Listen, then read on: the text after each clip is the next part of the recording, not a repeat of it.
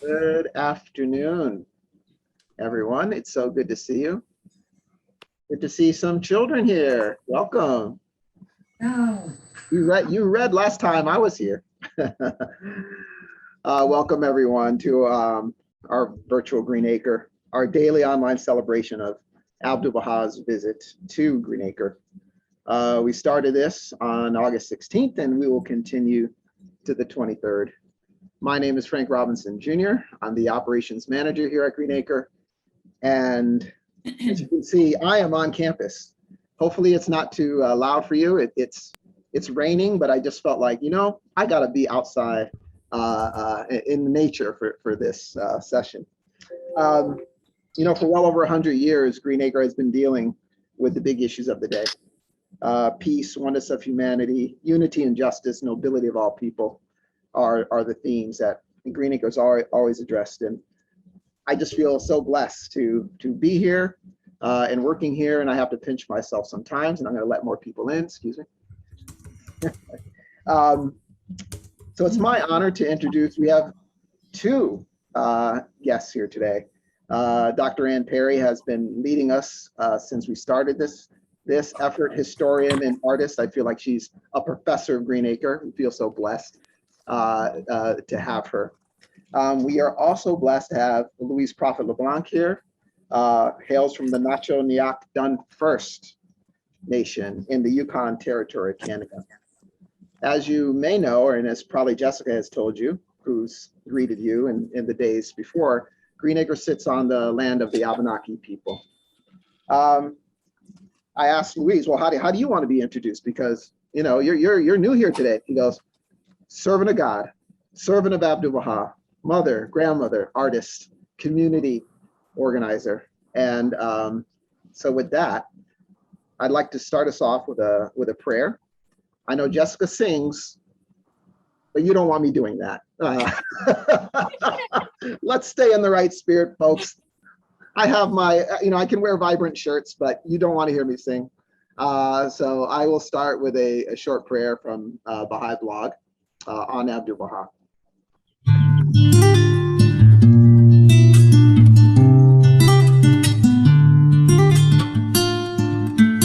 My name is Abdu'l-Bahá. My qualification is Abdu'l-Bahá. My reality is Abdu'l-Bahá. My praise is Abdu'l-Bahá. Thraldom to the blessed perfection is my glorious and refulgent diadem, and servitude to all the human race is my perpetual religion. My name is Abdu'l-Bahá. My qualification is Abdu'l-Bahá. My reality is Abdu'l-Bahá. My praise is Abdu'l-Bahá. No name, no title, no mention, no commendation have I, no will I ever have, except Abdu'l-Bahá. My name is Abdu'l-Bahá. My qualification is Abdu'l-Bahá.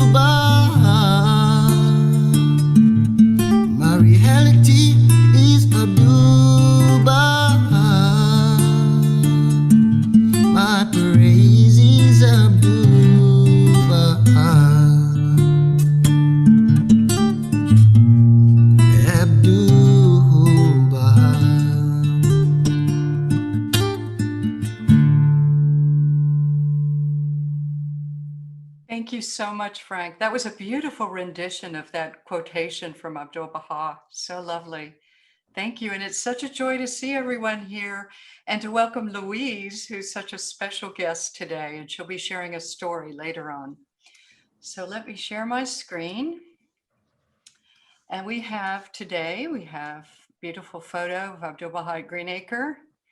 It's the fourth day, and we'll read from Mahmoud. So do we have a volunteer? Of course, we know Nigel's always willing. Would you like to start us off, Nigel? Yeah, ask me again.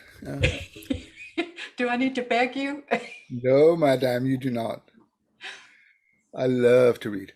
Mahmoud writes, among the friends was a lady who had come from Brooklyn to ask Abdu'l-Bahá's permission to go to Utica.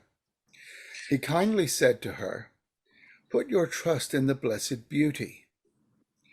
Every momentous work that one undertakes has difficulties in the beginning.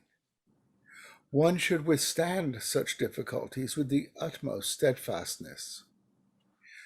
We who wish to raise this magnificent edifice must be as brave as the soldiers who are intent on conquering strong fortresses. Later, he walked to Mrs. Taylor's home, resting in the foyer, I suppose in American. He praised the climate and beauty of the surroundings, saying, here on a moonlit night, when the moon is in full brilliance, when the stars are shining and the air is pure and a sweet breeze is wafting, at such time to pray and weep before the court of God has a delight of its own. As he left there, he encountered some women who were fortune tellers. Some read palms and others interpreted dreams. They all voiced their opinion that Abdu'l-Bahá possessed divine spirit and heavenly power. He showered kindness on all of them, then returned to the inn and gave a talk about superstitious beliefs and the severe discipline and asceticism of the Hindus. He also visited a residence known as the Bahá'í House. He praised it, saying, it would have been good if we had stayed here. The master then gave instructions for the 19-day feast to be held the following day, saying, tomorrow I will hold the festivity. In the afternoon, he was invited to a summer school for girls held on the Greenacre Common. Mrs. Tatum drove him in her automobile. There he sat on the grass near the bank of the river as the students pitched their tents and began their exercises. The principal and a teacher gave him information about the school. A group had assembled under the trees to hear the master's address. With great reverence, the superintendent of the school introduced the master. He then gave an eloquent talk on both spiritual and material education, which drew much admiration from the audience. And Roseanne explained that the girls' camp would have been behind this wall here that you see. So the grounds look a little different than they do today. Okay, oh, you can continue, Nigel. Afterwards, the chairman and schoolmistress thanked the master and expressed everyone's appreciation for his talk. The students then stood and sang in praise of Abdu'l-Bahá in such sweet tones that everyone was enchanted. When the master left, everyone went to the automobile to shake his hand and express their gratitude. In the evening, Abdu'l-Bahá spoke on the everlasting dominion of God and his holy manifestations. After the talk, he answered questions. Thank you so much. And we don't have the text of that talk for some reason. Perhaps the woman who was recording the talk had a day off or something, but on some of the days we've had several talks, but this one just alludes to the subject. Now, Frank, we might be needing to record this session. Do you want to start recording it So we be sure that we get Louise's story as, as well as the rest of this program today. I believe it started recording as soon as we started the meeting. Oh, okay. So it is recording. Wonderful. Okay, so now we have some statements by Abdu'l-Bahá regarding Greenacre. Do we have a volunteer? And of course, our young readers are always welcome. Yeah. There is a place in America called Greenacre. It is customary during the months of summer for people of different creeds and religions to gather there, and the leaders of various movements and thoughts deliver lectures and addresses. Thus, they have combined most effectively education and recreation.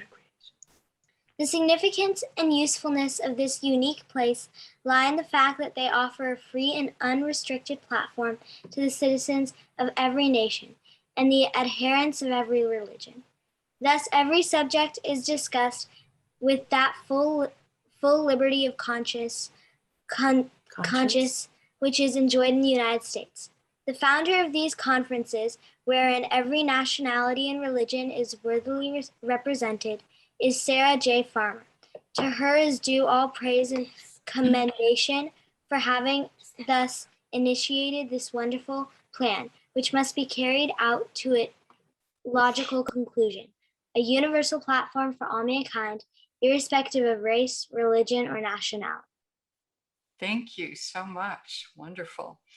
Okay, now this section is about how Greenacre is similar to the word Acca. So who would like to read that? Oh, I could be happy to read. Yeah.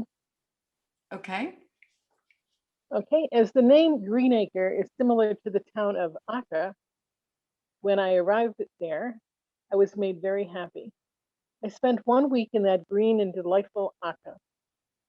They had a large meeting every evening in which many people gathered, and I spoke to them on spiritual subjects. I met there many cultured and educated people. It is a most beautiful country place. Its water is pure, its air salubrious, and its atmosphere is spiritual. There are many pine woods, and under a cluster of fine old trees, people gather to hear lectures. Mirza Abu Fadl, when in Greenacre, used to give some of his addresses under these pines, so they are known as the Persian pines. I went there one afternoon. Many people had gathered, and I spoke on the Bahá'í teaching. Thank you. That's wonderful. And in another place, he described Greenacre as the Acca of the Western world. All right. This is the last one I believe I have. No, I have two more. Okay. Do we have another volunteer?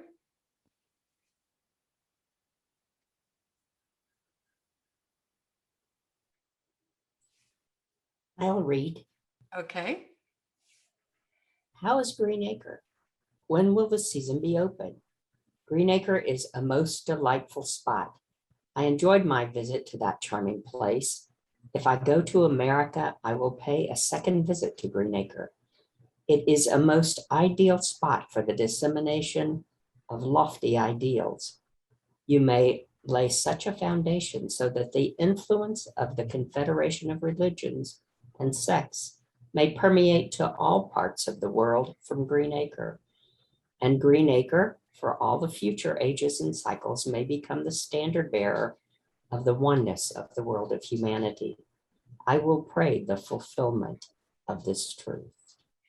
So this would have been written, it was May in 1913. So I believe he may have been back in Egypt after leaving France for the last time, although he may still be in Europe. But at any rate, it's evident that he was thinking, if he goes back to America, and unfortunately we know that didn't occur. But it's wonderful to think that he would want to come back and pay another visit. All right, this is the last quotation. Who would like to read it?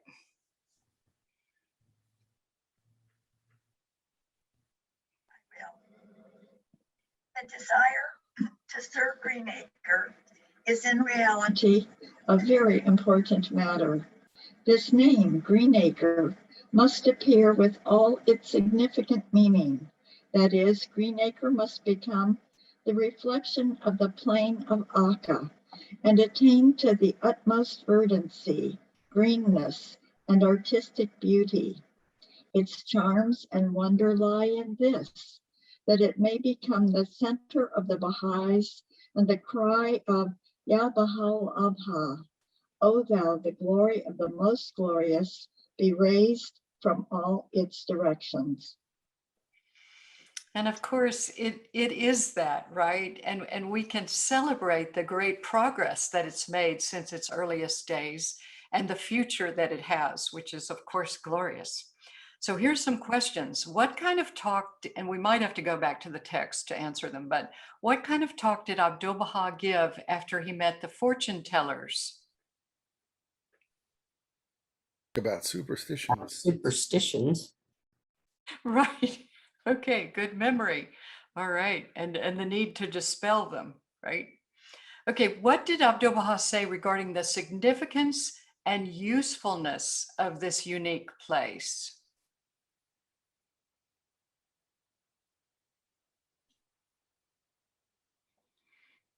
See if we can find this section. That people from all over the world could speak with the freedom of Americans. Yes. And people of all religions and creeds would be welcome there. All right. Let's go back. Yeah, I think that's I think it's down a little further. Go the other way. Oh, okay. Right after the school, maybe. Oh, right. The significance and usefulness lie in the fact they offer a free and unrestricted platform to the citizens of every nation and the adherents of every religion. Excellent. Now, another related question. What did Abdu'l-Bahá say was the logical conclusion to this place?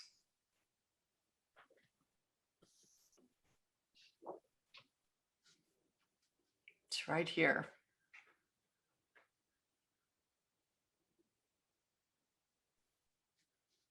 A universal platform for all mankind, irrespective of race, religion, or nationality. And of course, in today's world, we know that that's increasingly important for us all to be working ardently for the oneness of humankind in all that that means for all the peoples of the world. And so Greenacre, again, is a very special place to be a representative of that spirit. Okay, why was Abdu'l-Bahá happy with the name Greenacre?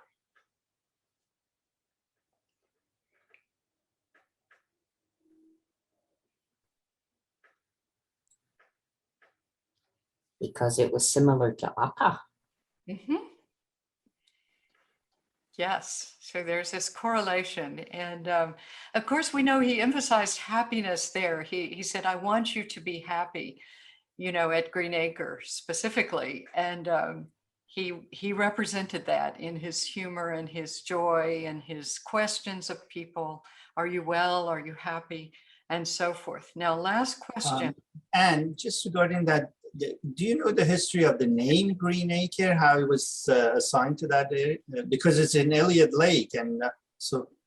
Yes, originally, you know, the inn was simply the Elliott Hotel, and then when John Greenleaf Whittier came, according to Sarah, he said, "Some call this God's Acres, but I call this Greenacre," and the name stuck. And sometimes it was referred to as Greenacre on the Piscataqua, sometimes just Greenacre, sometimes it was one word, sometimes it was two words. But that's the story most known, that it was related to the poet, John Greenleaf Whittier. Good question, Saeed. Okay, here's our last question here. What did Abdu'l-Bahá say was an important matter? A, giving funds to keep Greenacre alive. B, shooing off people like the fortune tellers. C, the desire to serve Greenacre. Or D, building a larger lecture hall on the property. C, the desire to serve. The desire to serve. We can all do that wherever we are in the world. You know, we can pray for Greenacre, we can think about Greenacre, we can encourage people to go there, and certainly we can read and learn more about it. So those are my questions. Let me stop sharing. And now we have a very special aspect of today's program, and that is a story by Louise Prophet LeBlanc, whom Frank has so beautifully introduced. And the story was inspired by her being at Greenacre and recognizing that the land was at one time occupied by Indigenous people. So Louise, please share with us. I'd just like to thank Greenacre, Frank, and Anne for inviting me for this opportunity. And before we start, I would like to offer a smudge.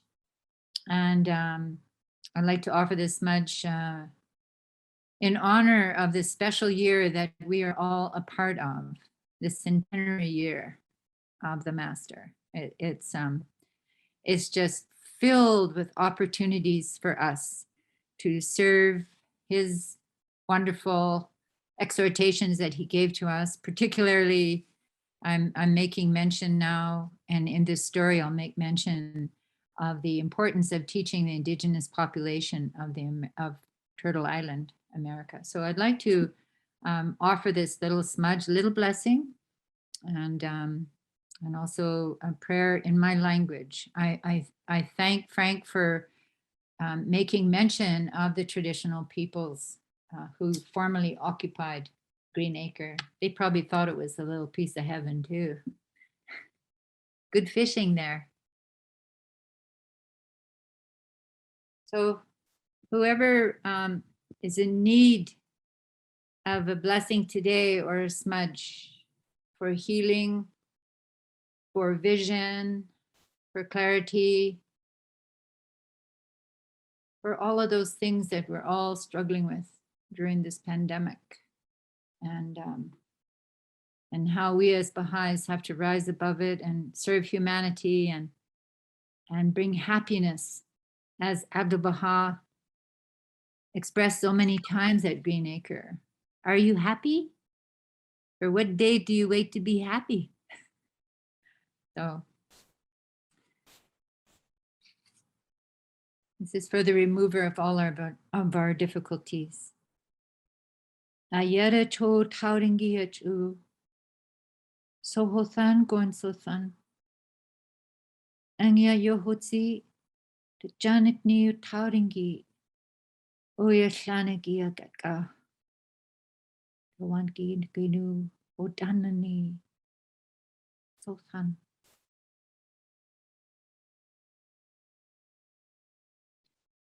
In my language, which is the Northern Shoshone language of the Na-Cho-Na-Yaktan First Nations people, Sothan means make it good. And as we all know, even when we have major tests in our life, they're for our goodness. They're to help us grow. So I always thought to myself, when I first learned this word as a child, Sothan means we must look at everything in our lives as being good for us, as we're learning how to be together.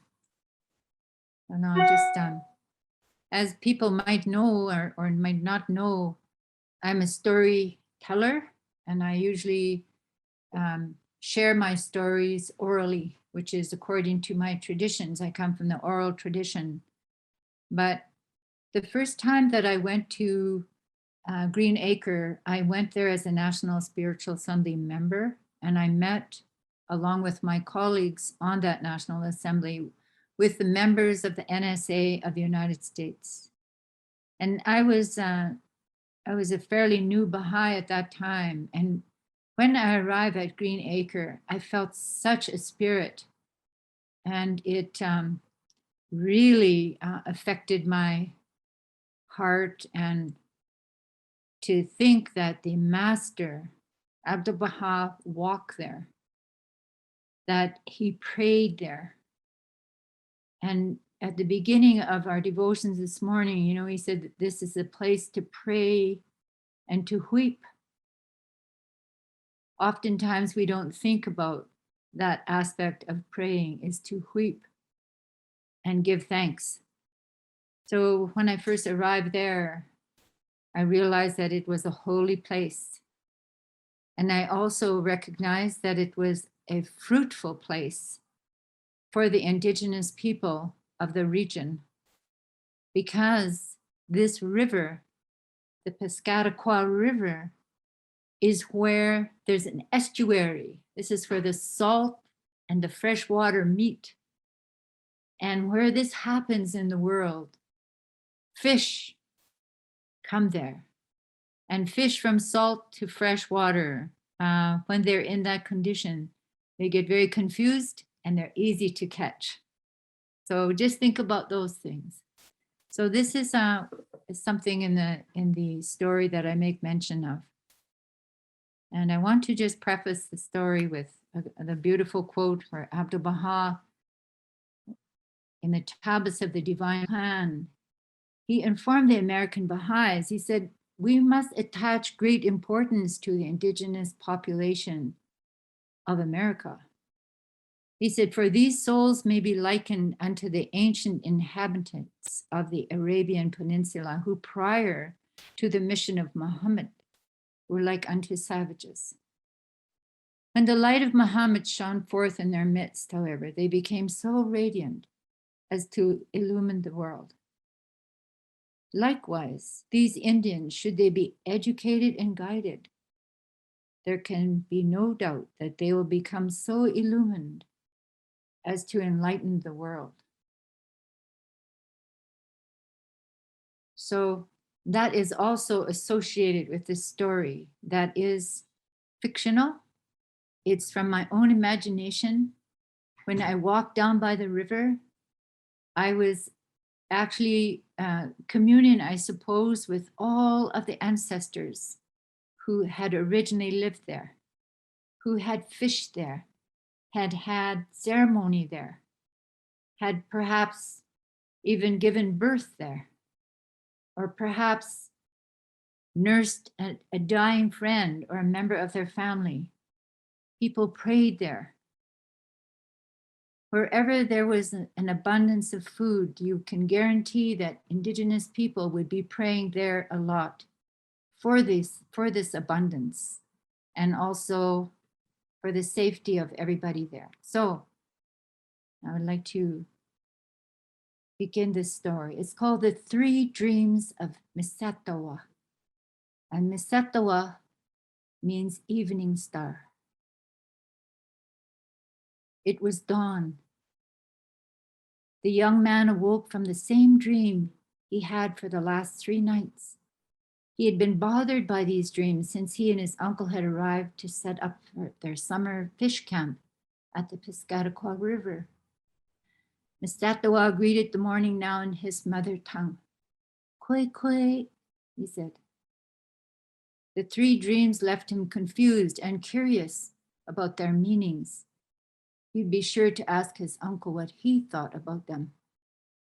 Misatawa. He remembered the first time he heard his name being called out to him. He was just learning how to walk, and his parents continually called this name to him while encouraging him to take his first steps. Later on in his life, he told that he was named Misatawa, the evening star, that same star that was created by Glooskap. This came about during the time when Glooskap challenged his sidekick, Malsumas, to see who could shoot their arrow the furthest. Glooskap won the competition by shooting his arrow far, far up into the dark sky and piercing it. Evening star, the first star to show itself in the night sky, was created. Misatawa's archery skills always were inspired by that amazing feat. To be your best, this is what his great-grandfather had taught him. Be the best you can be, my boy. If you want to make something, make it perfect. Be proud of your work. These were the constant words of counsel from his great-grandfather, who had since passed away. Glooskap was their great spiritual leader. He set the standards and laws for the Abenaki very high. Always look for the light, a new sun, a new day. Look to the east. Great teachings come from that place. That place where the sun comes up, that place where this great sun chief comes from that way. That's what those old timers, my grandpa, he'd tell me when I was your age. What he says in his teachings is going to make a better life for all the people from all directions of the world. They say he'll wear a tall hat, but when his spirit visit here, he'll put on a headdress of 12 eagle feathers. His family comes from all over the world, not just from where he got born. He's got relatives from all over the place, that guy. And he knows how to bring them together, grandson. He knows how, even though he don't speak our language, he's got all of them, all the teachings for the whole earth, for all the people. He knows what's good for us. I guess he don't like war. He's a fair man, that fella. He's the one who will help us to take back that which is ours and make peace for what has happened to us. They say his voice is very kind, so gentle that it will take away your anger and help you to forgive. That's the secret, I think. He knows how to make sure we help each other and not to be jealous. Watch for this guy, grandson. I've been watching out for him for a long time now, but my eyes are clouding over. I never see him yet. They say he's going to send his oldest son over to this country to give us a hand. Him too, he's pretty smart. His father teach him good, I guess. They're going to come here where we used to make ceremony and smoke our peace pipe. They know it is a good place, them guys. The early morning tide had settled back and the river was now cleared of the salty water of the sea in this abundant estuary where Masetawa was living for the summer. Salmon were abundant in this part of the river, and when the waters met, there was such a turbulence that it confused the fish, making them easy to catch with dip nets or snagging them with large hooks. Lobster was used to bait these hooks, and it all made for a delicious meal. Life was good at this blessed spot, the summer home of the Wabanaki, people of the dawn. In all three of the dreams, there was a sun, or was it a bright moon, a full moon? Was this the sun that his great-grandfather had told his grandpa about? In the dreams, there was a tall woman with very pale skin and light-colored hair. She was accompanied by a big red dog. She was the woman who lived in the big white house up under the bank.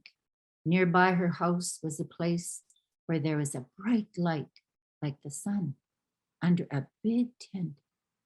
This tent was not made from birch bark like his people's wigwams.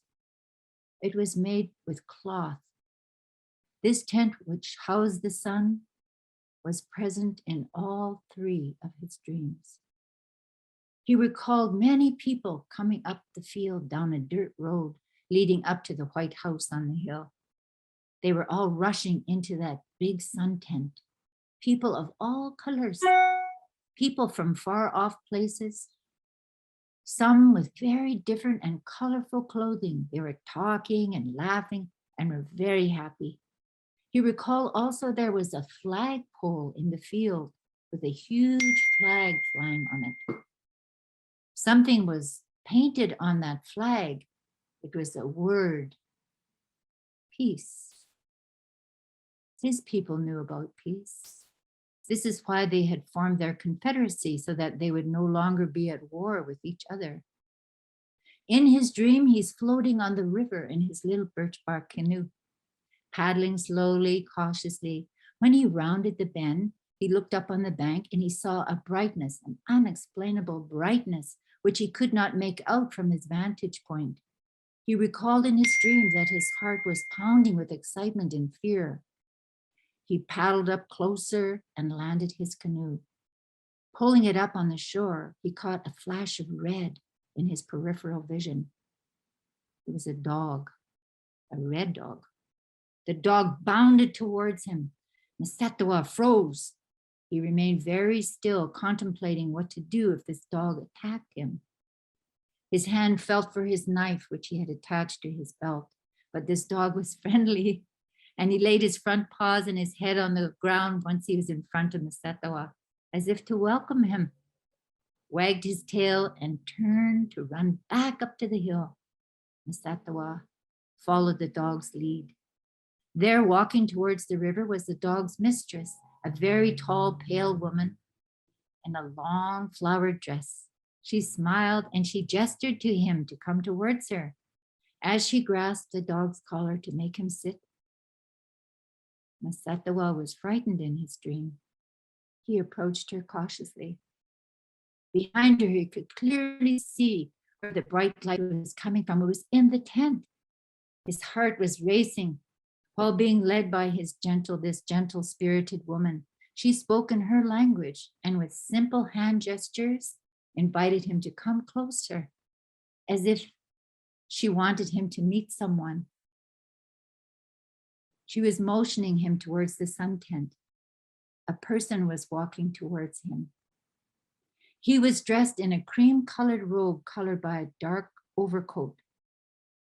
As he drew near, this man held out his hand to him.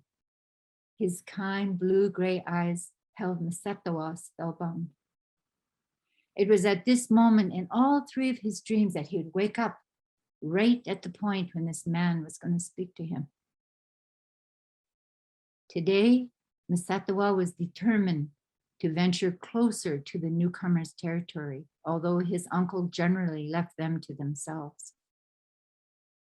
Masatawa had to know what his dreams were about. Was the house in his dream the same big house that had been built up on a hill near their fishing camp? Was the sun tent near this house the place where he and his uncle had seen the machine that carried people? This machine was like a carriage, the kind that horses used to pull, but this one was rolling along the road on its own. It made a funny sound like a fast beating drum, and little puffs of smoke were coming out the back. They must have a fire under there to keep them warm, huh?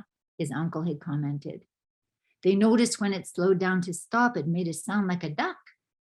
This made his uncle laugh right out loud. Must be they caught a duck and he's trying to get out when them fellows stop. They noticed the travelers laughed too when the carriage made that duck sound.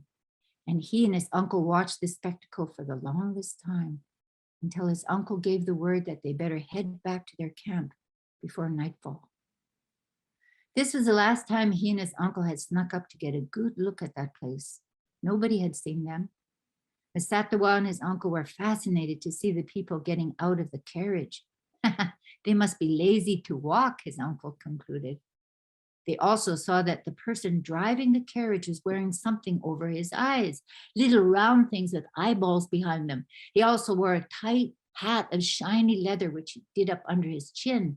His uncle chuckled when he saw that attire. He wore that kind of stuff so bugs don't get in his eyes and his ears, I guess. They noticed that some of the ladies and men wore fur coats, even though it was still warm out. The men had little round or tall hats, but what really caught their attention were the large hats that the women wore. Each hat carried little nests of different types of birds in them. These birds must have liked these women because they never made a sound. Ha, his uncle said, must be bird woman tradition. There was an unwritten rule Masatawa learned since childhood, that he was not to associate with these newcomers. His ancestors had suffered so much in the past when the newcomers first arrived in this country. Hundreds of people, even entire villages, became afflicted with disease and eventually were totally wiped out during the Great Dying. His people had had no exposure or immunity to the newcomers' diseases of smallpox, measles, tuberculosis, and whooping cough. It was a sad and very dark time in the history of the Wandaki. Them people, they trade blankets for fur that time. And them blankets, they took them from their dead ones who died from that scabs disease. Them guys, they can't stop coughing around us too. That's how we got that sickness. Pretty soon we got bad fever. We start to burn up. The skin get too hot and red bumps all over. Make their eyes bad too. Get blind, some of them. Snotty nose, coughing, can't breathe good. Lungs fill up and people die that time. Everybody's in bad shape. My great grandpa, he tell me that story. He tell me, stay away from them fellas. Don't take nothing from them. Masatawa's grandpa also told him that some of the ancestors moved north to escape the plague and other diseases which were killing his people. Lucky for them, they made that move. Otherwise, you and me, we won't be here, grandson. Maybe that's why those guys, they come here now, the newcomers. Must be their people got bad sickness back home, so they try to start over here. Poor fellas. Us too got to make the move, go up north. Cold weather, maybe it kill it, that disease. Even now, 200 years later, he and his uncle upheld this tradition, keeping their distance from the newcomers, although they saw them occasionally fishing on the river and catching lobsters. The last time they saw him, his uncle said, "Ha, must be they healed up now. They don't look too weak. Get pretty strong now, that's good. I don't think we have to worry so much now, then they're healed up." Masatawa went down to the river estuary to find his uncle who had left the camp and was already on the Piscataqua River catching fish. They waved to each other. Sometimes his uncle just preferred to be on his own, and Masatawa respected this need. The early morning sun over the river caused brilliant reflections on the water, as if it were a river of light, sparkling, so alive, greeting the morning, giving praise. Masatawa washed his face and prepared for his own morning prayers in the privacy of a little clearing in the thicket. He made an offering of tobacco and asked for questions. What was this dream? What was it about? What was he to do about it? Why were there 3 dreams? In his culture, things often occurred in 3s, but the most powerful number was 4. As he smudged his body with a braid of burning sweetgrass, the sweet smoke purified his mind and his body and his spirit, placing him in the present, sacred moment. Please give me a sign. Is this what my great-grandpa meant by a new sun coming to our country? This was his prayer. He shivered, excited now. He began to think about his grandpa and his great-grandpa before him, what they were speaking about all those many years ago, the sun tent, the bright light, the old ceremonial grounds where it was supposed to be revealed. It all fit together in his mind's eye. Again, he recollected his grandfather telling him of what his great-grandpa had shared with him, of what his father before him had shared, word for word.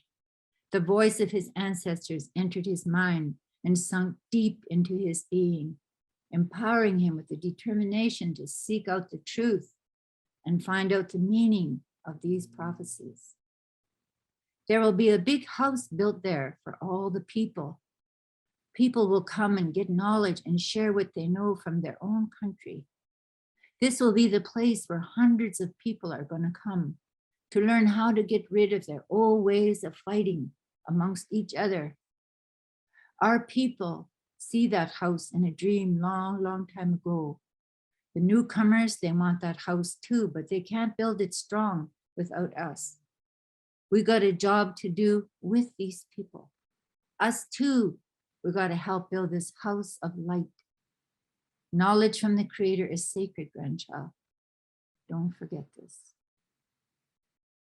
All that suffering, we got to see that it made us strong. And those people, they're going to know that they must help us to heal that up so we can work together. Us too, we got to heal ourselves and leave the past behind. Build a good future for our grandchildren, everybody's grandchildren, not just our blood relatives. Those that forgive first, they're the brave ones, grandson. We are a strong people and brave. We're going to do it. You're going to see. That house is going to have 9 doors. so that all people can come in there at once. It's a big number. Our star blanket is going to have one more point once that new sun comes to this earth. A new star is going to come up in the sky, so everybody's going to see it. Masatawal was encouraged at these words that kept coming into his mind from the ancestors. Sometimes he would wonder about, how did this come about? Blood memory? Was it the ancestors' continued love and help from the spirit world? He knew this to be true.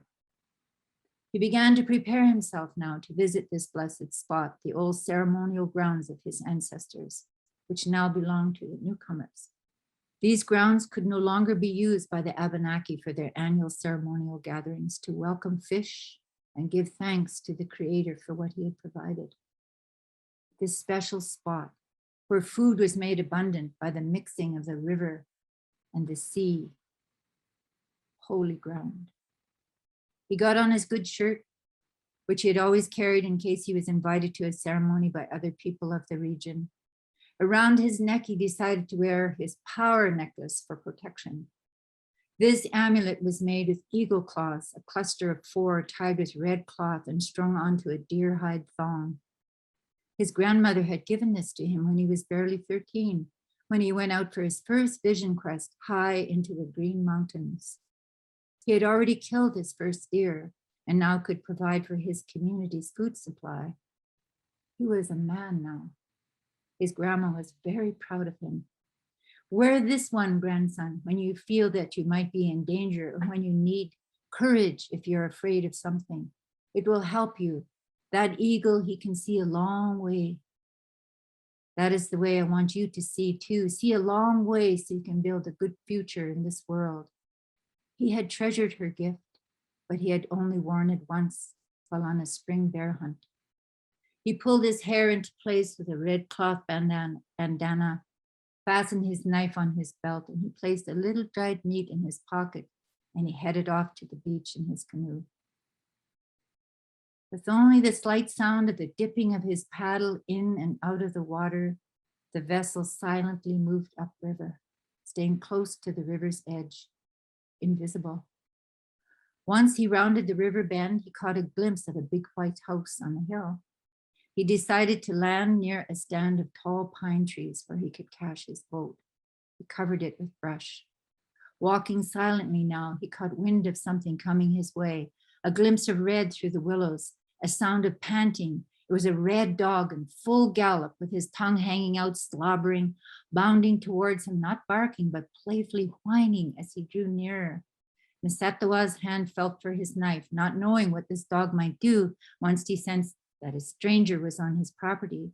The dog approached him, wiggling his whole body and wagging his tail, but instead of pouncing like in the dreams, he placed both paws on the ground and laying his nose and forehead there at the feet of Masatawa in a bowing gesture of welcome. As quickly as he had bounded towards him, he jumped up and he turned and ran back up the hill. Masatawa followed. The dog was heading back to his mistress now, who immediately grabbed him by his collar before beckoning Masatawa to continue up the hill. She was the woman in his dream. Very tall, pale-skinned, light-colored hair pulled up off her face. She smiled gently, beckoning him to come to her. As he approached, he realized that the sun tent was immediately behind her in the field. It was a huge cloth tent with many people making their way down the road towards it. From his vantage point, he also saw a tall flagpole upon which was hung a very large white flag, now blowing in the autumn wind. On it were written in large letters the word peace. Masatawa was feeling less apprehensive as he drew nearer to the tent, and he realized that the light was actually coming from the tent, where many people were beginning to take their seats. There was an elderly man at the front, dressed in a cream-colored robe with a dark overcoat. On his head, he wore a white turban covering his long flowing hair, and he had a white beard. Masatawa immediately was smitten by his twinkling blue eyes, filled with love and respect for his unexpected but now most welcome guest. The elder warmly embraced him. while offering an Abenaki greeting. Kwe kwe. This astonished Misatawa. How does he know my language, he thought, and he responded with that same greeting. Kwe kwe. He felt the softness of the elder's beard on his cheek and was enveloped by a sweet smell of roses emanating from him. He noticed that the old man's skin was brown like his, and his hands looked to be that of a hard worker, a horseman perhaps. Welcome, welcome. We were hoping that you're going to come and join us. Now the 4 colors of mankind are present at this holy spot. Misetawa, you've completed the circle of the great human family. Miigwech, miigwech. The man's name was Abbas Effendi, referred to as the master, a name his father had given him while still a child. He also referred to himself as Abdu'l-Bahá, which meant the servant of the glory, servant of his father, the sun chief. He too was a war chief, a warrior for peace, whose main purpose was to promote unity. This would be the only means towards having peace in the world. Justice and unity are powerful sisters, grandson. He could hear his grandfather's voice in his head. The purpose of justice is the appearance of unity amongst all people. Strong teachings and spiritual laws are always needed to have unity. This great undertaking is necessary to have true reconciliation between your people and the newcomers. The master was still holding on to Misetawa's hand while he was speaking to him. The master's shining and radiant spirit was a joy to behold. Misetawa now knew where the light from the sun tent was coming from. It was from this holy man. It was he who held the teachings for the world that his grandfather had spoken to him about. This must be the great sun chief's right-hand man. He noticed Abdu'l-Bahá's footwear, soft leathered slippers similar to what his people wore, and his long hair which flowed down to his shoulders, just like our elders, he thought. This must be the man who is to be sent by the sun chief to help us out. This must be his oldest son.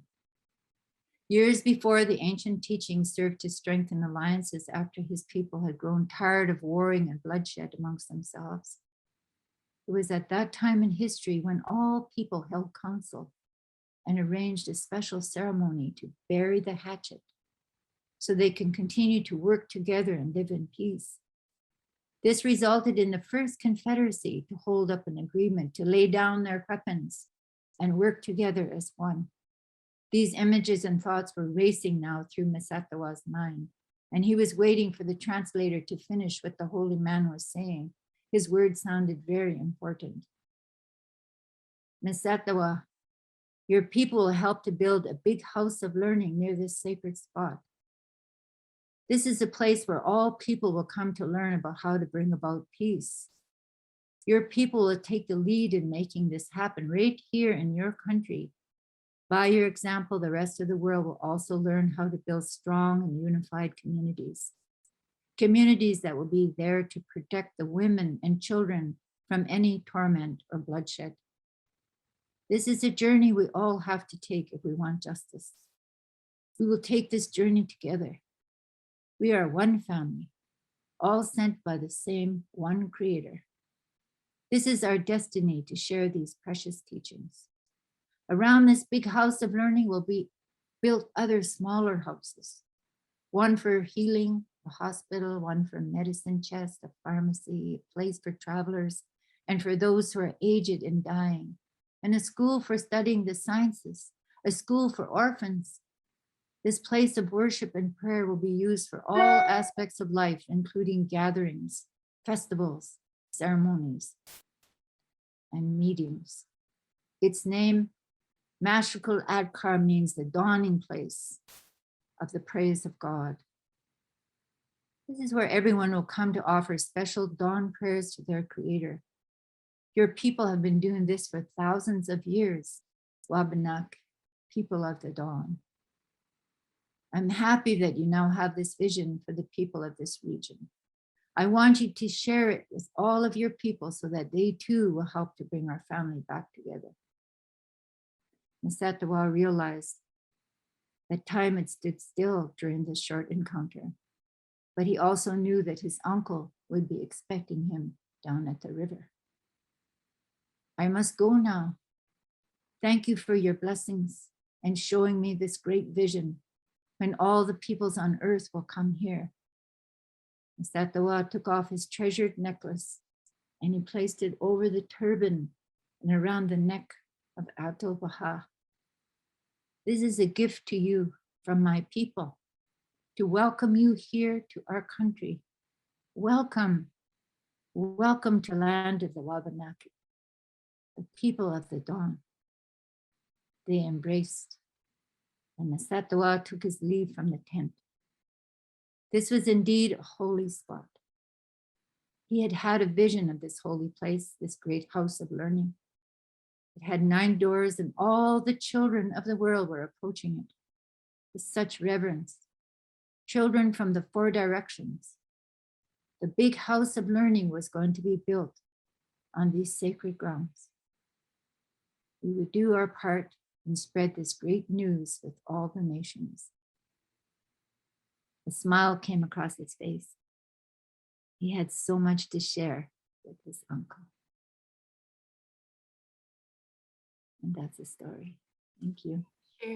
Let's show our appreciation to Louise. Thank you so much, Louise. It's such a creative tale and with wonders woven into it, you know, fact and fiction. And what struck me is you're weaving the past, the present, and the future together like that. It was so beautiful. One note, you may be thinking that this figure is Sarah Farmer, the very tall woman in this picture, but actually we determined that that's either Celia Richmond, who was Sarah Farmer's secretary, or Ivy Drew Edwards. And we think it's the former because Sarah wasn't that tall. So you may be, when we first published this book, I think we had a confusion about that picture, thinking it might be Sarah Farmer. But Oh, you know the painting at Green Acre? Yes. That's who I saw. Ah, okay. She had a red dog. Yes, Sarah did have a red dog named Barry, and the dog is pictured in the portrait in the library in Elliott. But I think Sarah was of medium height. But still, you know, accuracy is not necessarily the criterion in the metaphor of the story, right? So thank you so much. I want to ask Frank if the story of fishing is still valid in the area. It's really interesting. Or is it all gone? There's a great big factory on the other side of the river. Yes. Yes, there is. I don't know, Saeed. I'm never out there fishing. But, I do see some people on the shores fishing, but yeah, by and large, I am not sure. Is it a salmon that comes up, or it must be salmon that comes up the river, isn't it, Louise? Salt and yes, water is salmon coming up. So I guess if I want to make it there, I'll come at the end of September when they're coming spawning and check it out. Well, Saeed, as I was saying, there's a big factory on the other side of the river now, and you wouldn't want to eat those salmon. Oh, the factory you're saying. I thought the factory of processing the fish, but the factory of polluting the water. Okay. Yeah, that was very saddening to me, but one day it'll be all cleaned up. Okay. So yes, originally Elliott was known for fishing and for the shipbuilding industry. Well, Louise, you are unique, and that story, how did you weave all those things together? How did you create that story? And is the central figure just in your imagination, or was he an actual person?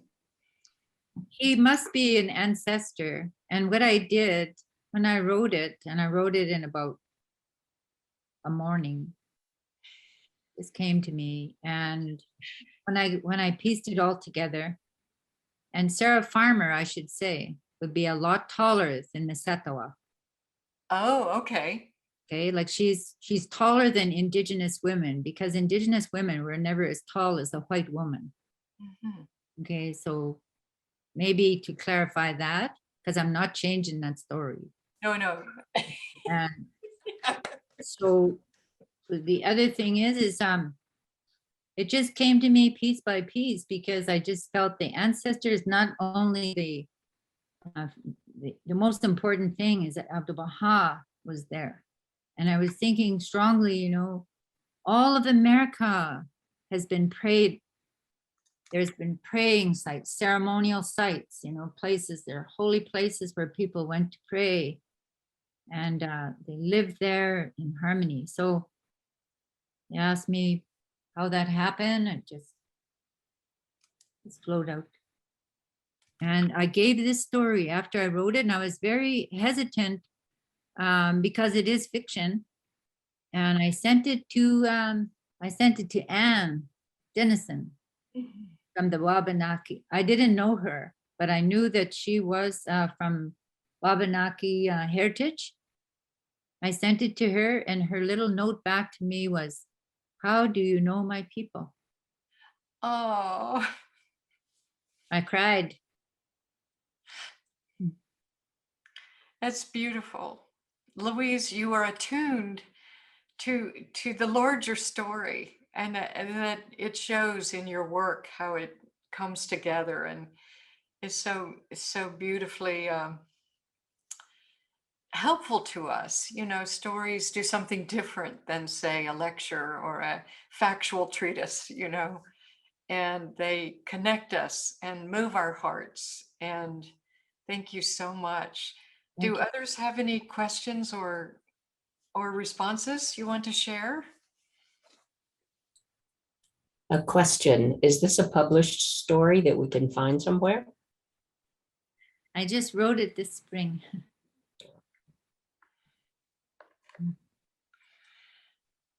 Maybe we could share a version on the Greenacre website or something like that, either the oral telling or the text, whatever you might want, but we could certainly consider that, right, Frank? If Louise is okay with that, I would say yes. Yeah, as I was reading it, and for those that don't know, I'm a storyteller, and I also do narration for film and narration for different projects that people might have, and I just so it was a stretch. It's a stretch for me. Well, I just wanted to say one thing, is that when I go to Greenacre, I will think of this all the time, the Wabanaki people, and I will think of that. Thank you, Laura. Thank you for doing that. I'm sure that Abdu'l-Bahá would be very pleased if you did that. well, thank you all, and thank you, Frank, and especially to Louise. Thank you for coming today.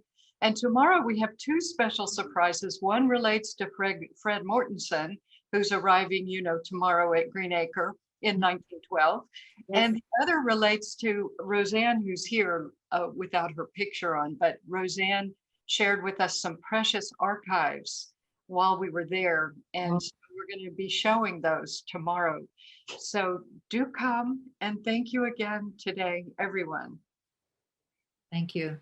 Yay. Thank Aloha. you, friends. Aloha. Aloha. See you tomorrow. Aloha. Aloha, my friend. Aloha.